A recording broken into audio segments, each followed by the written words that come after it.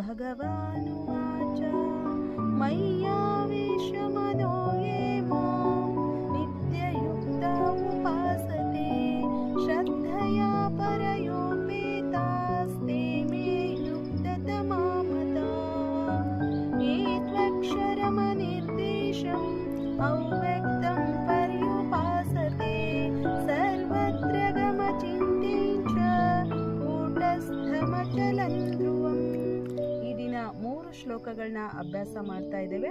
ಮತ್ತೆ ಮುಂದಿನ ವಿಡಿಯೋದಲ್ಲಿ ಇನ್ನು 3 ಶ್ಲೋಕಗಳ ಅಭ್ಯಾಸವನ್ನು ಮಾಡೋಣ.